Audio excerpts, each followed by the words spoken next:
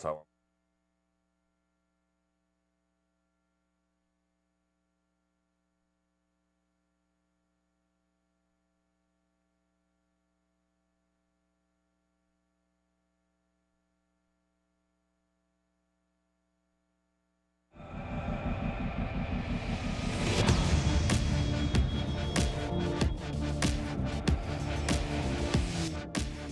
New episode of the MMA Beat. It is Thursday, October 15, 2015. Hello again, everyone. I'm Ariel Hawani inside our New York City studio. That is Luke Thomas of SiriusXM and MMAfighting.com. That is the man in the shirt, Jeff Wagenheim of Washington Post and SportsIllustrated.com. Now, we're one short this week, guys. Unfortunately, the man in the hat, Chuck Mindenhall, he is on the disabled list, but we are hoping he'll return Disabled list. next week. Healthier than ever. We miss him. All right, we're going three deep, and we got a lot to discuss, so let's get right into it. Let's start with Ronda Rousey's mom. This is a new one. Ronda Rousey's mom. That's a weird intro. Well, I'll get to it. The incomparable Dr. Anne Maria DeMars, very outspoken woman, a huge influence on Ronda's life. That's no breaking news, but she did come out this week in a couple of videos by a Latin Nation, completely ripping apart Ronda Rousey's longtime coach, Edmond Tarverdyan, saying that she is not a fan of his at all. That's putting it mildly, saying that she would advise or caution anyone against going to his gym, even saying that if it was legal, she would try to run him over with her car. Pretty intense stuff. This coming essentially a month before UFC 193, Ronda Rousey versus Holly Holm. First things first, what do you guys make of the timing of all of this? Ronda has a very big fight coming up. Her mother, very big part of her life, says these things about her coach. What do you make of the timing? The timing is certainly not optimal. You know, you really have to wonder, right? Because part of you says, wow, why would you go and do something like this? This is a crazy thing to say. Even if you feel this way, why not wait until after the fight? And this can only serve as a distraction. That's the last thing Ronda Rousey needs. Is she travels internationally. She has this, I'm sure, a bevy of media to do and has to make weight. And, oh, by the way, train to fight Holly Holm. This seems to me an unnecessary encumbrance. And at the same time, I also kind of wonder, I don't know if intentional is the right word, but that they don't think about the timing of these things because this is how they just naturally move through the world. And I kind of wonder if Rousey won't be affected in the sense that, like, do you think this is the first time her mother has come at odds with her about something in a vocal way? Now, maybe not to this extent. This is a fairly unique situation. Yes. But I get the sense that her mother's outspoken, she's outspoken. This is a language in which they speak. Like they learn how to adjudicate conflict because they have to get along, because they're always going to be outspoken about things. So we'll see to what extent it has an impact. To the nature of your question, I don't think it's optimal. But I also kind of wonder if it might just be like duck off water off a duck's back. Like they're used to it. What do you make of it? Well, when you introduced me as writing for SI and the Post on MMA, what you left out is I co-author a parenting column for the Boston Globe, and I was thinking about that as I was coming in today about. You were thinking about your own job. What is it? Yeah, as tenuous as it is. What is a parent's responsibility throughout the life of their kids, not just when they're little toddlers, but really even as they grow up? Your responsibility is to do something that you think is going to benefit your kids, right? That ultimately is it. It doesn't always mean that you're going to do something that's going to make your kids happy. And I can't imagine that Ronda Rousey is very happy with her mother's words right now because by all accounts she has a very good relationship with her coach.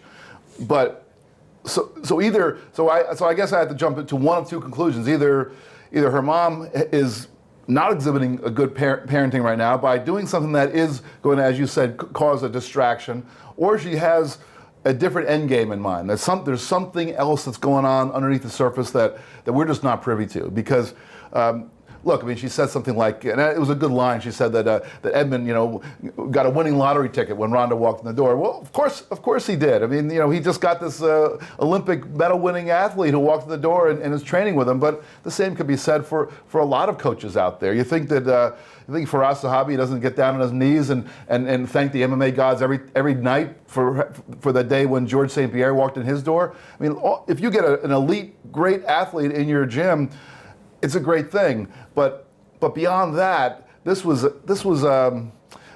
just smelled of something that was not about MMA or about training or about what goes on in the gym. It seemed personal somehow.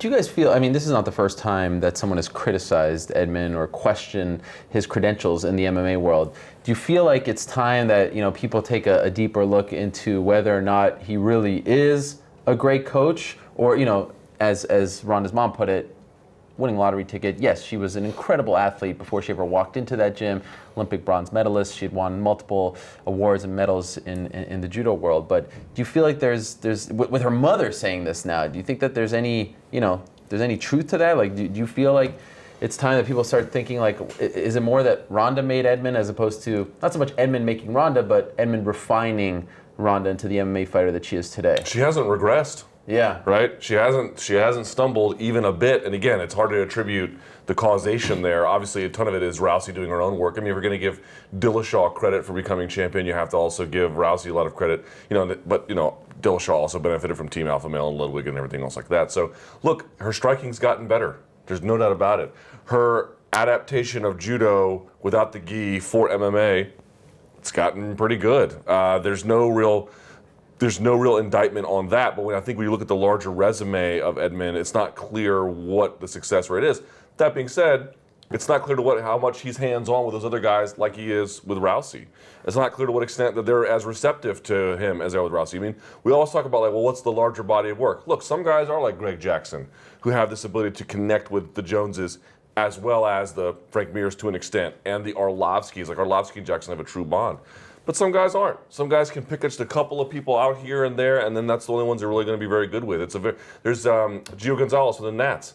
He doesn't use the normal catcher that they use every single night. Right. He uses a special catcher who's not as good as the other catcher because they have a special bond. So maybe it's the case that maybe his resume isn't good generally, but maybe he's really good with Rousey. We're talking so far at a distance, I feel like we're just telescoping the surface of Venus. I don't know how much we're really going to get. Yeah, it's tough. Look, let's jump in the time machine and go backwards to when Ronda Rousey was bartending and looking at the TV and seeing MMA fighters and saying, I could do that. And let's say instead of going into Edmund's gym, she hopped on a plane and went to Albuquerque and walked into Greg Jackson's gym. I mean, I think we can acknowledge that Greg Jackson's certainly one of the top guys in the sport, or it could be AKA, or one of the great gyms in the sport. She walks in one of those gyms. Are the results going to be better? Are we going to the time between then and now, or how can her results be any better? I mean, her last 3 fights, she won in 16, 14, and 34 seconds. I mean, how could she possibly perform better? So, as I just said, her whatever Edmund is or isn't doing is definitely not diminishing her. Even if you say it's all her, he's at least getting out of her way and not trying to fix what isn't broken. Whatever he's doing, she's prospering. Again, does he need to be the world's best coach? Right. He just needs to be her coach. Right. He just needs to understand her. So, I often feel the argument about, the larger body of work. It matters when you have someone like a Jackson or a Ricardo Laborio, but it's a bit of a specious argument too, But if you say, I would run that guy over in my car if it was legal, it doesn't seem like that's not a training gripe. It doesn't sound like you're exactly. You made her go 6 extra rounds. That's not right. Although she did mention that, look, my daughter had this amazing resume from the moment she walked into that gym, and you spent a lot of time ignoring her. And she said that's not the sign of a good coach. Do you have any problem with that tactic? Okay, so this is a difficult one because I think we're just 3 males up here. We have no idea what we're talking about when it comes to having to fight gender discrimination in every part of your life. And it's, I'm sure it was prevalent in judo too. You mean an old sport like that doesn't have holdovers of gender discrimination? I mean, come on, it must have terrible problems, So she's been dealing with this since day one. Part of me feels like that has steeled her. The other part is that, I hate to admit it, but I've seen it a lot in gyms, man, where the women have to go in there and a lot of them get weeded out because they don't feel like dealing with it. But the ones who stick around earn some kind of a special trust. I am not praising this model. I am just saying that model is, I'm sorry, it's not unusual. It's just not. Yeah, I mean, also, I would say that it says more about Ronda Rousey than it says more about Ronda than Edmund, and in some ways. I mean, I think that as you said, it's something that is prevalent apparently in the sport, and really, and not just this sport, but any sport that is always considered male dominated, any of those realms. Men are gonna, it's a men's locker room. It has that kind of feeling. Ronda persevered through that, and in her mind said, "This is where I want to be. This is where I'm going to get better. So I'm going to work and work and work and prove to him that I belong here." And she did that. I mean, look at that promo that the UFC put out of Rousey and Holly Holm, and one of the great scenes in that was Holly Holm working out, or the actress portraying Holly Holm working out, and a couple of guys in their gym clothes walking by and sort of giving her sort of a look like, what is she doing here? And there's a reason for that. That's real. That's not something that women make up. That actually happens. And so yeah, we can criticize Edmond for acting that way toward an Olympic athlete, but I don't think it makes him an outlier in the sport. And also, Rousey, does anyone really look to her and say, this is someone who takes no for an answer? I'm not saying she wants it or prefers it or craves it. I don't know her enough to make that determination. But I do get the sense that if you tell her no, you're going to hear about it until you say yes. You know what I mean? She's going to be in there every day. And look back at my interview I did with Roddy Ferguson. Roddy Ferguson was an Olympic team member of hers. And I encourage you to read it and listen to the way Dr. Roddy says it. It's ridiculous. He goes, I've seen Olympic athletes, I've seen judo and wrestling world champions, I've seen jiu-jitsu world champions, all at some point, one or another break. I have never seen Ronda pack it in. I've seen her cry on the mats, I've seen her hurt, I've seen her bleeding, I've seen her tired. I have never seen her pack it in. There's something about that where it's like, you are so damn good that even the biggest misogynist, the biggest old school hater on earth simply can't deny you. And I think she almost takes like a source of pride being like, these other women, they're not like me. And I will show you, these other guys aren't like me. I think she kind of likes to assert herself through proving doubters wrong. And also remember, this whole incident, this whole time, this happened a while ago. This happened years ago, right? And since then, obviously, the relationship between athlete and coach has bonded very strongly. You see one of those moments during the walkout for a Ronda Rousey fight when she finally arrives cage side and she hugs her training partners or her coaches, and Edmond is always the last one, and they clearly have a strong bond, at least by all outside appearances. They have a very strong bond. So there's something else. I mean, whatever it is between Ronda's mom and her trainer, there's something personal there that I just don't think we know yet. Who knows? Maybe it'll come out. Maybe it'll never come out. But there's something there that's beyond the training. I don't know what it is. Well, last thing, real quickly, just to be noted, a couple of Tarverdyan's students, or purported to be the students, wrote me to say, we don't know what. They didn't bash Ronda's mother. They're like, we don't know what her gripe is. We're just telling you we've trained there, and it was great, and we had a really good time, and Tarverdyan was extremely nice to us. So I can't substantiate these claims, but should be noted. And more to that point, I've reached out to Edmond. I mean, you'd love to hear from him. No word back just yet. Hopefully, we can talk, or he can talk to someone to get his side of the story out. I want to add something because I could see the comments coming. I could see people saying like, and as we approach a second week with no UFC action, so much drama, soap opera that is the MMA world, especially with the Dillashaw-Faber stuff. And now this is not exactly, we're not exactly talking about an upcoming matchup or something like that. This is drama, right? But I think it's significant because if you look from the outside, Ronda and Edmond appear to have an amazing connection. I mean, they truly, you watch them before a fight, you watch them at the media workouts, you see the footage in the gym. From our perspective, and you talk about the fighter-coach relationships in MMA, that one, to me at least, is pretty high up on the list as far as, as strong as their bond really is. So I think that's what made this, to me, so surprising. Go ahead. Real quick, if I may interject. Yeah. You see this in boxing all the time, just the reverse of it. Right. Where a fighter will have their father, typically father, train them, and then the issue is, has this person outgrown their father? I recall just before the Matisse fight, Danny Garcia, his father, Angel, who's a great guy, but a maniac, a complete, total maniac, would lose his mind at press conferences for being doubted and doubted and doubted. And then, of course, Garcia wins, and he just got in the media's face and bragged and boasted. So, like, these questions, it's just the reverse of it this time. Sure. But it's common in combat sports. And it's, so to me, again, it's somewhat shocking because they appear to have a great relationship. I've seen Ronda's mom and her family at all her fights backstage. So if she has this intense hatred for this man, I mean, how have they coexisted? How have they put that aside while Ronda's preparing for these massive fights? And C, she has a massive fight coming up. And again, going back to that first question. So now let me ask you this.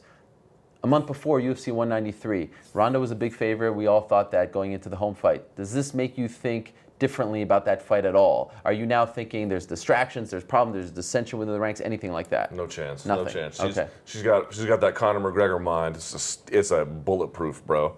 That's Michael Jordan in there. You know, you see Ronda Rousey on the, that's Michael Jordan's insane competitive brain. Same exact thing. What about you? Yeah, I feel the same way. She shuts down. You see her. You see how she shuts out everything. You know, her animosity for Miesha Tate did not matter. Her animosity for Bethe Correia didn't matter. I mean, I guess it mattered in the sense with Correia, she decided she was going to beat her own game and stand up. And so I suppose in some ways, but it didn't. It doesn't matter in the sense that this is not going to carry into the cage with her. It may be something that she's going to have to just going to get tired of talking about because every single press conference, every kind of media availability, it's going to not go away. But in some ways, what was she going to talk about? What was she? What if it wasn't for this? Was she going to? The only Floyd Mayweather. You're right, exactly. Or she was going to talk about Floyd Mayweather. She was going to talk about Travis Brown and her relationship. It seems like that we're always trying to find something to talk about Ronda Rousey. And you look online, all the websites that either cover the sport intensely or even the ones who are more mainstream. You know, my own site. You look at SI's MMA page. It's Ronda Rousey. Every single story is about Ronda Rousey because that's all the people out in the mainstream want to hear about. So they don't care what the story is. If it has her name in it, it's important. Well, more to that point, you bring up Travis Brown. He said on a show called the MMA Hour this week that Never heard of it. that he's not dating Ronda 301, Rousey. right? Yes, very good. They're man and woman, and it's amazing. I don't even know what the hell that's supposed to mean. Whatever. That's not my question. My question is, well, first off, I just want to say, like, on my way home, just seeing this pop up on these celebrity sites like E! Online, People, all that stuff, that just goes to show just how big of a deal she is. Ronda Rousey dating someone is a big news story in the mainstream world, not even sports world at this point, like the gossip world, if you will. And for us, okay, she's dating a fighter that we know, he's a UFC fighter. I don't want to talk about the relationship. It's really none of our business. But I do find that the reaction, especially by some media members, to be very interesting. I want to get your take on it. People say, I don't care about this. Why are people talking about this? Yeah, I asked them the question. I felt like it would have been irresponsible on my part to not ask, especially coming off the domestic violence accusations, because this story was kind of linked to that story. Ronda Rousey is the face of the UFC, face of the sport. By the way, what do you want to say about these rumors that you are, linked to this person? I felt like it was a fine question to ask. I didn't harp on it or anything like that. I'm not here to defend myself. I don't think there's any defending that's needed. But the fact that people are like, I don't care about this, or trying to dismiss it like it's a complete non-story. Ronda Rousey is the face of MMA. A fellow UFC fighter comes out and says that together. That's a story. I'm sorry, but that's a story. You may not like the story. You may not think that it's the most relevant story of the day. It's not a fight breakdown. But to dismiss it as a complete non-story that should not be talked about, I mean, I think it says a lot more about you, the critic, than the people who are reporting on this story. What do you guys think of that? How is that not a story? How is Ronda Rousey together with Travis Brown not a story? A story. No, I'm saying a big story. I'm not saying it's a small story. I'm not saying it's the biggest story of the year. How is it not a story? I see people whose opinion I respect saying it's not even a story. How is that not a story? Yeah, it's interesting because it cuts a number of different ways. So credit to Sydney Jones of, I could be botching her name because I didn't sleep well last night, but from Bleacher Report. She made a point that it's one of, if you want to dismiss the story because you don't care about it on a personal level, like X is dating Y, okay, whatever. But you could also tie it to a broader story about domestic violence, because Travis Brown was tied to this, at least these accusations that were found not to be zero, but inconclusive. Right. And then there's revelations from her book where, I don't know to what extent we want to get into that, but I'll put it mildly that Rousey had engaged in a number of like unhealthy behaviors in terms of physical interaction, violence, or well, I'm not sure how to, altercations, right? I'm not sure how to describe it exactly. Long story short, on that level, I think there is a story. On the other point, I don't think it's not a story to say, hey, this person is very, very famous, most famous fighter ever, is with this other one. But I do feel like, so I'm split. So here's how I'm split. On the one hand, I can be like, well, look, there was some interest in GSP's love life for quite a long time, and imagine if he had hooked up with or gotten together with a female star of some kind, also in the UFC. Right. This would be reported on. I mean, I don't think so otherwise. On the other hand, I also feel like male MMA fans are lascivious, horned up guys in their basements who just love poring over the details of Ronda's life in a very leery kind of uncomfortable way. That's not what I'm getting at. Okay. That's you think I'm not catering to that. No, I am not saying you're doing that. Okay. I'm saying there's that portion that exists. But the media people who dismiss this as a non-story, are they really thinking about that sector of the fan base? That's what I'm thinking about. That's where I'm split. Why are people so proud to say that this is not a story? That's the part I don't get. Like, why do people feel like they have to go out of their way to dismiss this as a non-story? Let me chime in on that one, because I think that part of it is that people who cover the sport are the expertise that we have is covering mixed martial arts. We've watched these fights. We know what's going on in the fights, and that's sort of our wheelhouse. Ronda Rousey has transcended that wheelhouse. Ronda Rousey is a celebrity, page 6 in the New York Post. She's a celebrity TMZ. She's a celebrity of a different stripe. So there would not be a big deal if we were talking about, Holly Holmes' relationship or Misha Tate's or Liz Carmouche's or think about any of the other fighters, the female fighters. By the way, those people have had their relationships talked about in the media. But not in Brian the same Caraway, not in the Liz same Carmouche. realm. Okay. Not in the same realm. I think that Ronda Rousey because they're not as big of stars as she is. She's right? She has more in common with Jennifer Aniston than she does with Misha Tate. Right. And every time you check out every time I go to the checkout line at the supermarket, that's the reason I came up with that name is because every time I go to the checkout line at the cash register, I see there's on all the different tabloids what Jennifer Aniston's latest love life is what's going on then. And this is where Ronda Rousey has gone. And we talk about how she's the biggest star in the sport and she's brought a bigger profile to the sport than anybody who's come before. This is kind of the byproduct of that. I think MMA fans sometimes are uncomfortable when the sport gets mainstream. When Mike Tyson, prior to his issues, started dating Robin Givens, that was a story. Mike Tyson was a huge name. He was dating a very famous person, an actress. When Joe DiMaggio was dating Marilyn Monroe, this has nothing to do with a woman dating a man. I think it's somewhat interesting when you talk about the allegations, towards Travis and her past and how outspoken she is about, women. But that makes it a different story. A different kind of story. Right. I don't think E! And TMZ, maybe TMZ to a degree, but I don't think people are reporting on it because of that. I don't even know if they know about the chat. They're just talking about Ronda Rousey's love life because that's what they do. They talk about celebrities' love lives.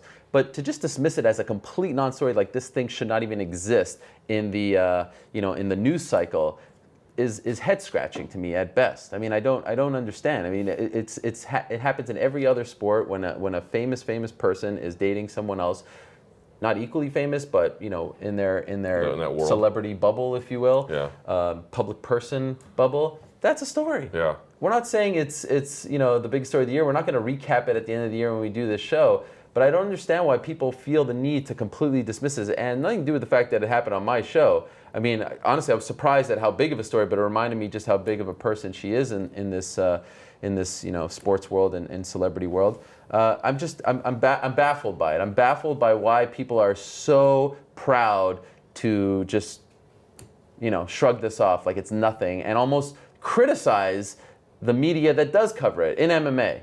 It's worth a mention. I think when you get to his point, Nick, when you get to a certain level of celebrity in this world, not that I'm familiar with this, but that from the outside looking in, after your serious show yes, I'm debuts sure. tomorrow, by the way. Yes, I'm sure. Then we'll be talking about your... What time? Yeah. No one's listening to the show tomorrow. 4 p.m. East Coast time. But when you get to a certain level of celebrity, they just pour over the minutia of your life. It's just a deal you kind of make when you get that far. And listen, that doesn't mean you can't criticize. I'm talking about like paparazzi for invading people's privacy or whatever the case may be. But to some extent, I'm with you. Like this just comes with the territory. On the other hand, though, couldn't a reasonable person say, I understand it's a story, but I'm allowed to not have interest in that particular aspect of her life? Sure, but I just felt like it was very aggressive. You know, it was just like... Oh, you mean like they stamped their credibility on it? This is a sign of how, you know, sad the MMA media is, or media in general. I was like, come on, settle down. Let me just make a statement here real quickly. Yeah. And when I say this, this is like, I'm underselling it. The overwhelming majority of criticism of the MMA media is so inept, I can't stop laughing at you, okay? It's so bad. Now, there are plenty of good criticisms to make of the MMA media, but the vast majority that wash on my Twitter shores is flotsam and jetsam from the wreckage of your terrible brain. And I can't believe some of you publicly float this nonsense in front of me or Ariel or Jeff. So I just want to make that known. Every time, MMA media did this. They do dumb things. You're too stupid to figure it out. That's the problem. There we go. That's a good way to end this portion of the show. I will just add one last thing. Maybe not, maybe so. I'm sure she's had boyfriends along the way in the last 5 years or so. This, to me, correct me if I'm wrong, it's the first time it's really been reported like big news. So to me, it's just really an indication of how big of a star she is, right? This is the first time that I feel like, okay, so like I found out about the Brendan Schaub to the extent they were together from and I'm not on the road like you.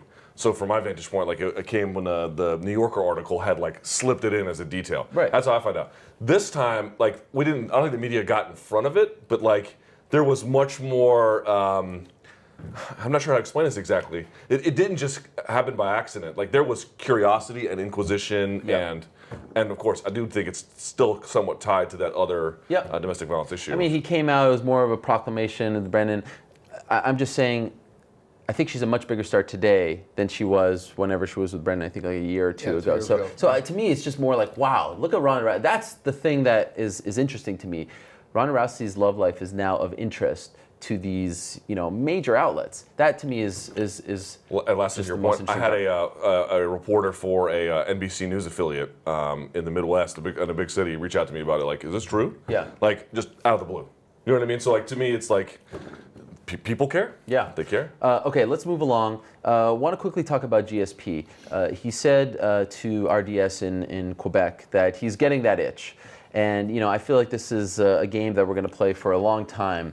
But this kind of felt to me like the first time that he's really kind of put himself out there, that like it was more getting the itch than closing the door. And it surprised me because at this point I had written him off. I was like, we're approaching 2 years now since you last fought. At this point, you're not coming back. He's in incredible shape. You see from the photos, he's still in the gym all the time. I saw him with a black guy. He's now got Sage Northcutt under his wing. It's unbelievable. But did you guys feel like this was, as big of a revelation as I did? Because for him to say in 2015, again, approaching 2 years since UFC 167, that he's getting the itch more and more, that he's watching the division, all that stuff, now I'm starting to think that there's a chance all of a sudden. Why else would he say this? Or is he just playing with our emotions? I don't know how you feel about it, Jeff. I was shocked by it too. Yeah. When I read it, I was like, what? Because all this time I felt like every month that passed, or every time we heard from him, it was incrementally like, I don't know, and then this. The thing for me is, man, I hope he stays retired. People are like, oh, he's had time off. Also, he tore his other ACL. Also, he's closer to 40, I think, now than he is 30. I'm something close to that, I think. He's 35, 36? He's getting to the middle, yeah. Okay, so whatever, he's getting there. Right. Plus 2 ACL repairs. Like, for me, I don't know how you feel about it. I was a little disappointed. Yeah, well, I read beyond that quote, and it seemed as though he did equivocate a little bit. He was almost like, well, I'm getting an itch. I don't know. If it happens, well, it wouldn't happen this year. So right. it seems like that the mental process is happening, and it seemed more of a I'm thinking aloud kind of thing, as opposed to him thinking, I've made a decision. I think I'm gonna come back. I'm ready to do this. I'm with you in the sense that I don't know if disappointment would be the proper emotion for him, but I do feel like God, the guy got out at such a great time, and how rare is it to walk out of there, carrying that title belt, and it just doesn't happen. It's so rare in this sport, in boxing, or it's a rare accomplishment to get out at that point, and to come back in and just not be the George St-Pierre that I have in my mind. That's the guy that why did Sage Northcutt go up to TriStar? Because he, idolized this guy, and if for him to come back and look like Willie Mays on the Mets, it just isn't gonna, it's gonna All right, be sad. so let me ask you guys this: if he does come back, Do you want to come back? well, I want to hear your answer first, Okay. and that will shape my opinion because you guys are big influences on me. Yes, I'm sure. If he does come back, okay, he's not going to come back by November, obviously. Right. So it'll be more than 2 years since his last fight. Let's say 2.5 years, 3 max, right? How do you think he would do in 2016 in the welterweight Right. division? I think he would. Given the landscape. Yeah, so I think he would beat some top 10 guys, maybe even some top 5 guys. Could he be champion? Oh no. Really? Oh, I talked about this on my chat yesterday. People were like, he would walk through Robbie Lawler. I cannot believe someone would actually float that idea. Now, period, in the sense that, like, even if he fights twice and then fights the champion, or are you saying he wouldn't beat Robbie Lawler or even hang with him if he got an immediate title fight? Well, look, we have to, this is not heavyweight where Arlovsky had a Sure. a rebound. Everyone fights into their late 30s and looks awesome doing it. This is welterweight. This is not the most stacked weight class in MMA. It's the second most. Okay, this is the Shark Tank. You don't get. No one has 9 lives at welterweight. I felt like he actually had 9 lives on his way out the door with Hendricks and got, frankly, gifted a decision against him. He lost that fight, okay? But, okay, you won. Like, you went out on, you didn't go out on your hands and knees. You went out on your feet, barely. Yeah. And that's the best case scenario. Robbie Lawler, if you watch him and his development, his progress is astronomical. And I talked about this in the chat, namely, go back and you watch the first Hendricks and the first Rory McDonald fight, and then go watch the second. They cannot take this guy down hardly anymore, especially against the McDonald. His single leg defense is phenomenal. His double leg defense is ridiculous. His own takedowns are good. And the thing about GSP is in the latter stage of his career, his takedowns were essential to setting up his strikes. He liked to work behind the jab. Robbie Lawler, I would bet my mortgage on that guy against George St-Pierre, and probably Hendricks too, since Hendricks already beat him the first time, provided he can get we'll get to the him weight in a issues. second. But I don't think he'd be champion at all. What do you think? I mean, I think that I think it's hard to judge until you know the George St-Pierre who steps in there. I mean, 2 years off. Yeah. Is he rejuvenated? I mean, what was the reason why he looked the way he did in that final fight against Hendricks? Was he physically worn down and just not the same athlete he had been before, or was it? He described it more as a mental process. So mentally, you would think that being off would rejuvenate him, but can he recapture that physical ability that he had?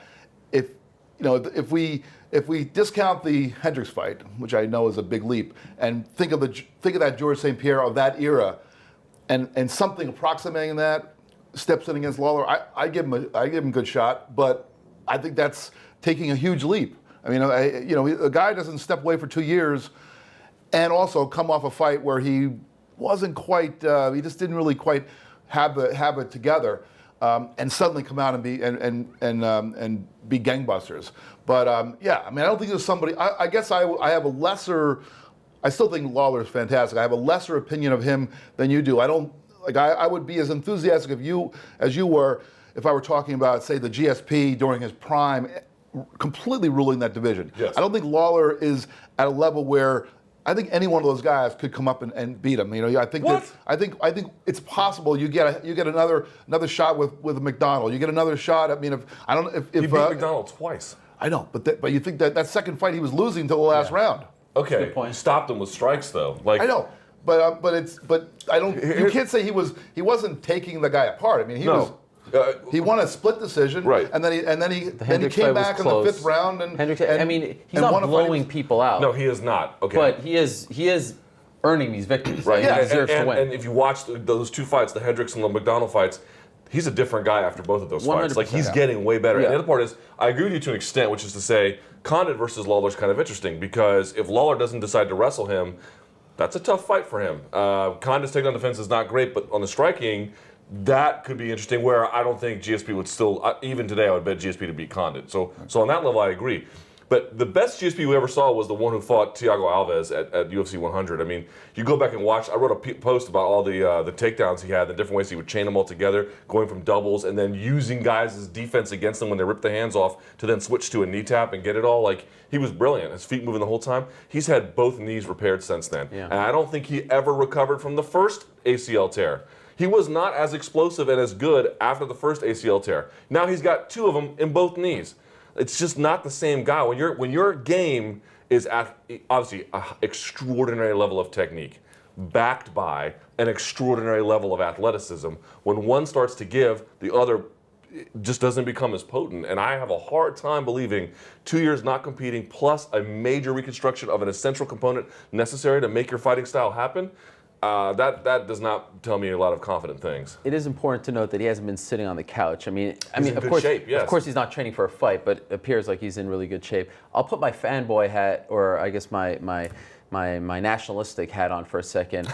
As a Canadian, it would be amazing to see him back, only because I'm so sad about what happened to that market in the last couple of years. I mean, without a doubt, UFC 186 was the most depressing event I've ever attended. To see the Bell Center half empty, tarped up after being in that arena for Koscheck 2 and seeing the Serra fight as a fan at the time and other great events there. Even Anderson Silva, Toslaitis, 2 Brazilians there, and it was a great crowd. Chuck Liddell, Shogun.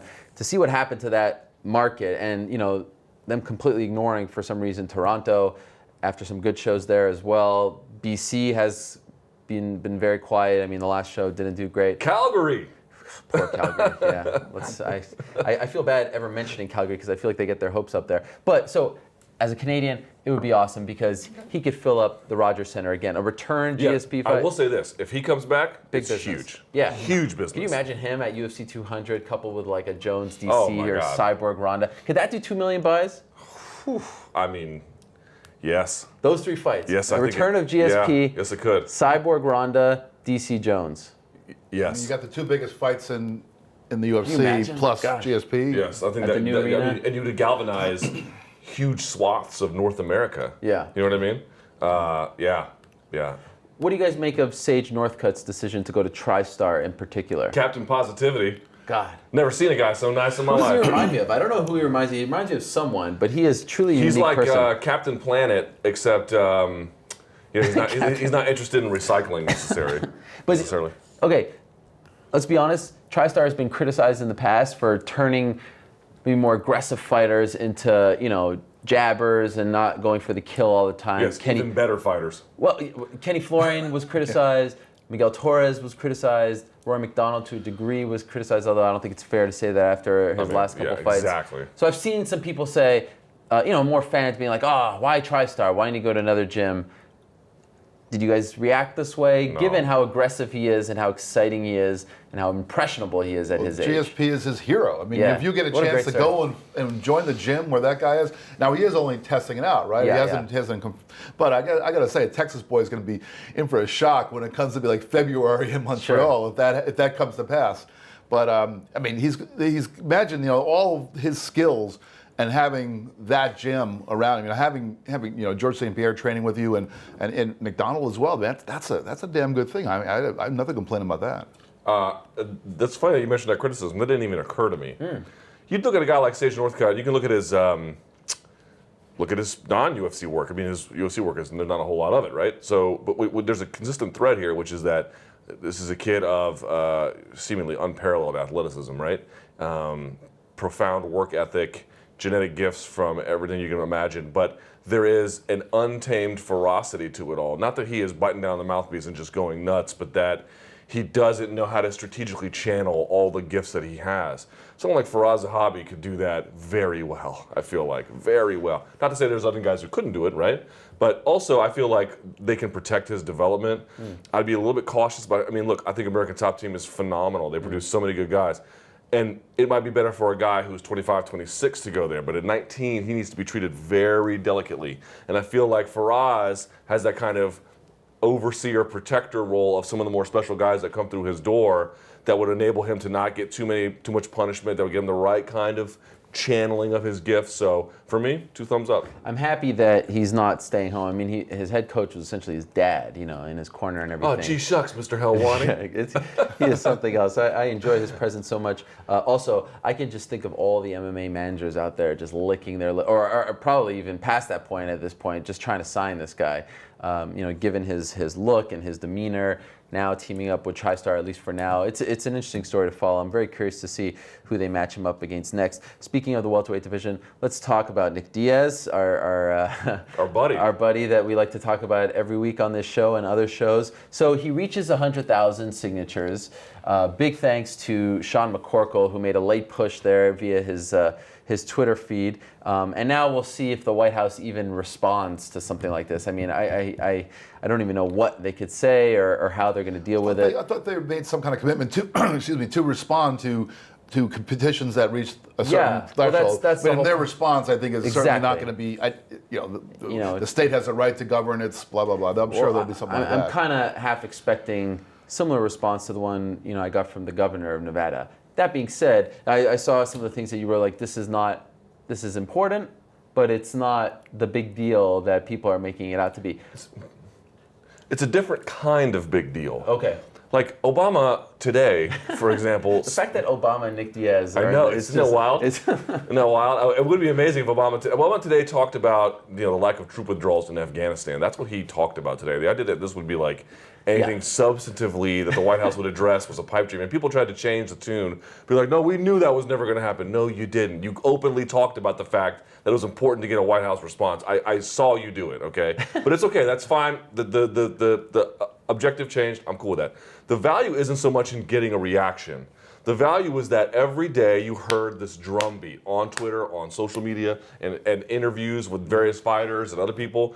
It just made Nick Diaz news Monday to Friday, Saturday and Sunday, Monday to Friday, and so forth and so forth and so forth. It just made him relevant literally every single day. Because every single day, not just the late push with Sean McCorkle and everybody else, but every day it's like, hey, how's the petition going? And here's someone mentioning it. How's the petition going? Yeah. It just made Nick Diaz news every day, rather than this guy got railroaded and that happened a couple of months ago and we forgot. Yeah. I do want to mention, I think that today is the 1 month anniversary of the hearing. And the thing that I was... God, it feels like 3. Right? Yeah. But the thing I was most worried about was, as we know, that this happens very often in the MMA world, there's a big story, there's a big outcry, and then we move on to the next one. 3 days later, no one's talking about it. The fact that we're still talking about a story that has really had very few updates since September 15th is pretty significant. I think that's a victory for the MMA media. So just to be clear, it's not that the petition has value. Yeah. It just doesn't have value as an actual petition. Right. That's my point. I was kind of shocked that that the entire Democratic debate the other night did not get. There was not even one mention of this. I mean, there was not, and it was in Vegas too, wasn't it? Let's file a petition. Not even a mention. I don't know. It's to me, I think Lucas Middlebrook, his lawyer, said it best. It's like, okay, we're not really expecting much, but it further proves that in the court of public opinion, the public believes that this man was wrong. A polarizing figure, a polarizing topic, marijuana. The public, at least, and how who knows how many of those signatures are legit, and people could, there are ways to you get 100,000, you got a lot of legit ones. Yeah, it's to me, it's a beautiful thing, and I'm happy that we're seeing these fighters stick up for him. At least saying, even GSP of all people, right? In that interview as well. GSP's with no dummy. Yeah, and to me, it actually wasn't all surprising that GSP said it. GSP is a guy who cares about the plight of fighters. Sure. And when you see something so deeply unfair, I'm glad he spoke up. But to me, I was like, yeah, good. That makes sense. And he also spoke up in defense of Nick Diaz, and in defending Nick Diaz, he compared his situation to the situation of a fighter who GSP respected highly, Anderson Silva, which I thought was interesting. You would have, whose side is GSP going to come down on? He comes down on Nick Diaz's side, rightly so. So we mentioned Johny Hendricks earlier. He of course missed weight, or actually never even weighed in because he got very sick. His intestines dried up, had a kidney stone, which he still hasn't passed, which makes you very uncomfortable as someone who has suffered from kidney stones in the past. So never made it to the fight against Tyron Woodley, and this week, last week as well, he has said that he's not ready to commit to 185, even though Dana White says in his mind that he's a middleweight because he wants to do this test weight cut down to 170, see how his body reacts. If it reacts well, he is going to go down and stay at 170. If it doesn't react well, he'll say, all right, 185. Do you feel like after what we saw with Kelvin Gastelum and John Lineker, especially as of late, that when it comes to a situation like this where a guy repeatedly has trouble making weight, is being sent to the hospital, bad stuff is happening to his body, do you feel like the UFC has the right to tell their fighter, we're not going to book you in a fight at 170 because of these issues. We only feel comfortable booking at 185. Is that a fair thing for them to do given the relationship they have with their fighters? Yes. I know they won't do it, but they should give them the option. Either you fight 185 or we let you go. I know they're not going to do that, but that's to me is the argument. If you really care about somebody's health, then you don't trap them in a contract. You say, look, I can't in good conscience give you this bout at 170. I'm physically worried about you, and this is the art of fighting, and I'm physically worried about you. They should be able to do that. I simply cannot allow and also more than that, like from private concern, when your fight falls out the day before, the day of the weigh-in this particular case, sorry. You are an independent contractor who's agreed to do business with this promoter. You are affecting their business by doing that. Forget all the financial penalty you're incurring on yourself. You can't be relied upon as a business partner to do that. So I completely understand them. I just feel like if we're really talking about fighters' rights, you either give them this ultimatum and then you give them an out. And I don't think they'll do that. So that to me kind of makes it a complicating factor. I mean, in his limited defense, he only he only missed weight or was unable to perform at his agreed weight one time. The other times he managed to get through the weigh-in. However, if you have a really tough weight cut, that does not make you an optimal fighter. I mean, when on fight night, you're going to be struggling more than you would if you had an easier weight cut. And so in some ways, it's another part of the business decision the UFC made. They have a guy out there who, is not in his body is not in the kind of condition they would like him to be in order to go out there and compete against another top level mixed martial artist. So I guess they do have a bigger body of evidence against him in this case. But I think Johnny's going to do his weight cut as soon as all the deer meat is out of his freezer. He's going to then do this test weight cut. Okay, before we get to the deer meat, I have no problem with it, honestly. I mean, at the end of the day, deer meat, it's delicious. Well, I'll get to that in a second. It's their promotion, it's their company. If, God forbid, anything happened to any of the fighters on their roster, it will fall on their shoulders. So if they feel uncomfortable booking someone at a certain weight because they feel like it's unhealthy, why shouldn't they say, look, we don't want to book you here? Okay, but this is also the same organization that says Cyborg has to make 135. Let's tap the brakes on their profound concern for everyone weight cutting here. Fair enough. I guess from like a human perspective here, I feel a little weird about it. I feel weird about it too. I think they're making the right call. Like, yeah. Johnny, you can't make ones that, to your point, he made weight once, and then in the media, I think on your show, as a matter of fact, was like, I almost retired because that cut was so bad. If you're saying you almost retired after a cut you successfully made, that counts to me as not making it, as far as like, or looking at a resume of terrible things that have happened as a result of you trying to make weight. And I also think that Johnny has kind of gone about it the wrong way when he's tried to explain himself. He's made a lot of excuses for why.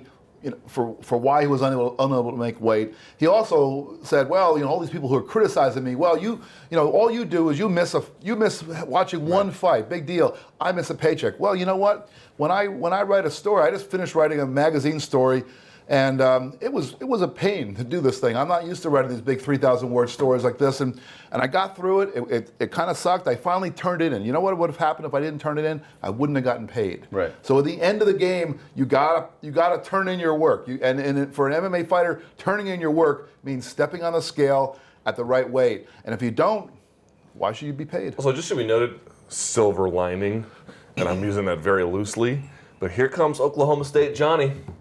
This is everyone's like, how was Johny Hendricks a villain? Here comes Oklahoma State Johnny. He has a inability to understand the fans' perspective. Yeah, it's funny. Right? Yeah. And that was not so much for Oklahoma State, but for he was really antagonistic towards the fan bases of other universities and college.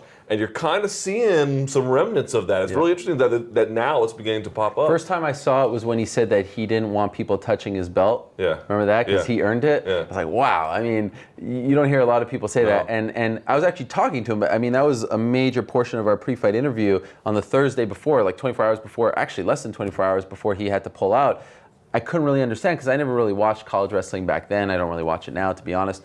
But I didn't understand why he was so hated. He seems like such a likable guy. He's always so polite. And now starting to see this come out a little bit. So I've never had the pleasure of having deer meat before. He talked about this being... It's good, dude. So is this a valid excuse? No. Deer meat is like, it's venison. Folks have never had it. I grew up in Georgia, so for part of my life anyway. And so I don't know if you've ever had it. I've had it stewed. I've had it. A buddy of mine makes venison sausage. There's a butcher across the street from my family's business that they make venison. But think about what you're eating. You're not eating some bovine that's been fed corn in a fenced-in area that is strictly being raised to feed overweight Americans. This is a wild animal that lives, you have to hunt and kill. It's super lean, you know? Right. The idea that like, well, I ate too much of it. Yes, Johnny, you ate too much of it. It wasn't like the deer held him down at night, shoving venison in his mouth, being like, there's no way you're gonna make it to the weigh-ins. Like, he elected to consume it. And on your show, again, we keep talking about your show, Ariel. On your show, this guy says, I don't need Dolce because I now have the tools. Right. I wasn't a show, I think it was an interview. But the point being was he told you, I don't need them because I have the ability. Okay, you clearly don't. You clearly don't. The word venison, by the way, is not very appetizing. Are we on the same page there? We can get some at Baja Fresh if you're interested after the show. Oh, gosh. He hates Baja Fresh. So what were you going to say? I was just going to say that, Luke brings up Dolce. I mean, you have a guy on your team who is renowned through the sport as the man who successfully and apparently safely, for the most part, can get people into the weight they need to be at. And you're a guy who has had trouble getting to the weight. It would seem like that right there is a match made in heaven. And if for some reason, whatever went on between them that he didn't want to work with Mike Dolce anymore, well, you can't just remove him from the picture and do it yourself. You got to find somebody else. There's probably somebody else he could have gone to and said, help me. And he didn't seek that help. He decided to do it himself, and look what we got. All right. One last big topic left. The Dillashaw-Faber story continues to evolve. Faber was on the Alpha Male podcast and really opened up about this. Really his first comments about Dillashaw leaving and said it was like, he left the family and all that. Dillashaw then was on a show called the MMA Hour on Monday and broke the news that he has been banned from the gym. And now it just kind of feels like, and Faber has talked a little more, other guys from the team have talked as well, and it feels like, I'm willing now to bet, I feel like the odds are now in favor of this fight happening as opposed to it not happening. And last week, you could have made a case either or, but at this point, I feel like I would be shocked if this fight doesn't happen in 2016. Do you guys agree? Yeah, right. Yeah, I have a totally different opinion. Remember last week we were sitting here and we're like, well, Faber seems like a pretty chill guy. Right. And man, it was like within hours or a couple days we find this whole other Uriah. So yeah, it's going to happen. Yeah, I think so too. I like the chances of it happening. I don't know how soon, but it seems like you can't let Faber retire without that happening. Well, we were talking about gym culture. Do you have any problem with Uriah saying you can't come here anymore? No, not at all. There's going to be hurt feelings, number one, and number two, he makes actually a pretty valid point. Like, I can't come here, and the injury thing I don't buy so much, but coming through and saying, well, these are now, Cody Garbrandt is in the same weight class. Like, you can't be coming here learning from us and vice versa, and it's fine. Like, if you want to close, Faber doesn't have to open or close his doors for anyone. He has to choose to, and if he finds that TJ's departure is a reason for him not to do that, that's fine. But that only underscores TJ's argument. On that very same podcast, Uriah's out there being like, I'm trying to do something, I'm trying to build a team, I'm trying to raise champions. Okay, well, that's not necessarily together with TJ's dream. The champions part maybe, but if you feel like you've outlived your usefulness someplace, then you have diverging dreams. Well, I know you listened to that interview, the Faber one. You wrote an article about it. Yeah. He was kind of saying like, he could have made more money mowing lawns for a year. Like, did you have any problem? It's all good for us, the media, that this is kind of being played out. Let's be honest, right? This is what we want. We want to hear the story as opposed to it just kind of lingering in the back. But do you have any problem with the way Faber or Dillashaw are handling it at this point? No, you ever worked at a place and someone leaves, and then when they leave, the people who are left over always say, why did he leave? Well, okay, this is good, or why did she leave and that's good? But they didn't. I don't understand their logic. Like, it's not that good. maybe it's that good to them. You don't know. Like, they have all kinds of different things that they're going to get out of living in that space under those arrangements. And if it's not what TJ wants, or it's not what Uriah wants, okay, that's fine, I understand. But to like criticize, to be like, I'm inside your head and I know what's best for you, seems awfully paternalistic. And also, what the way that Uriah described TJ leaving, as I recall, it wasn't. I don't think he was saying he left the team. I sort of remember him using the word family. You know, he left the team alpha male the family. And so, you know what? You get married. If you decide to you divorce your wife, you're not going back to that house. You're not going back to her house. If when you walk away from a family, something that's if people call themselves a family and you walk away, you're not going back. You're not going back. That is a good point. I think the most telling thing of the past week for me was just how quickly TJ responded when asked if he thinks he could beat Uriah. I mean, the question wasn't even done, and he jumped in there. So something's brewing, and unfortunately for TJ, he has a fight coming up, a very big fight. Uriah has a fight the month before.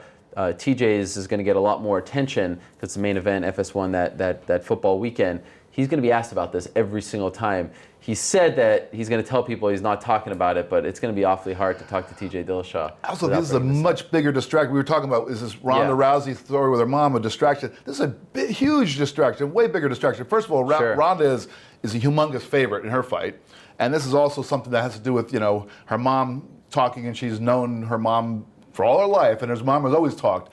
This is a whole thing where these two guys have been good buds and family members, so to speak, and now he's leaving, and he's also having to acclimate himself to a whole other gym with different training partners and a whole different system. He can't go back to his old place. And what does he get at the end of it? He gets to fight Dominic Cruz. Yeah. Dominic Cruz has got to be loving this, right? Of all people, the rift between Faber and him before his fight. Right. No disrespect to Holly Holm, but she ain't no Dominic Cruz. I mean, compare in terms of the competitiveness against that champion. So this is a huge distraction for Dillashaw. Dominic Cruz has always had a funny relationship with the media. Like, he always tells me he thinks that I'm, stirring the pot or being a troublemaker. He has to be rooting on the media to keep digging up this stuff, because this is, I think, kind of, in his favor. The fact that this keeps playing out between them. All right, we're out of time, and I have to say, I feel like I failed you guys. I mean, we've been sitting here for almost an hour. We're accustomed to that, Ariel. We've been sitting here for an hour. We did not address the long-awaited, much-anticipated return of Matt Hamill this Saturday. Yes. Coming out of retirement, finally, after a couple of years Vinny away. Magalhaes. Yeah, how about that? The welterweight debut of one Yushin Okami. That's interesting. Main event against Also, should be noticed, one thing about this World Series of Fighting card, the opening fight on the main card is a flyweight title fight. The first fight is a title fight. Do you have a problem with that? We'll see how it goes. You're trying to establish the title. You want to make it seem like it's important. But they play by their own rules. World Series of Fighting, got a World Series of Fighting, baby. They definitely play by their own rules.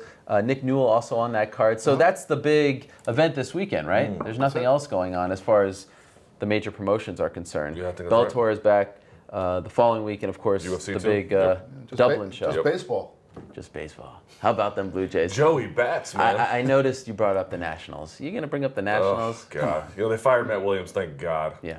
Well, that was a no-brainer, but you don't bring up the Nationals. You always bring up the Nationals, just when you're around. Right. All right. We are done. Enjoy World Series of Fighting this Saturday if you're watching. More importantly, we're back next week. We got another show, and hopefully Chuck Mindenhall will toughen up. The Gimp. Yeah, come on, Chuck. Get out here. Hobble in here. Yes. Stupid.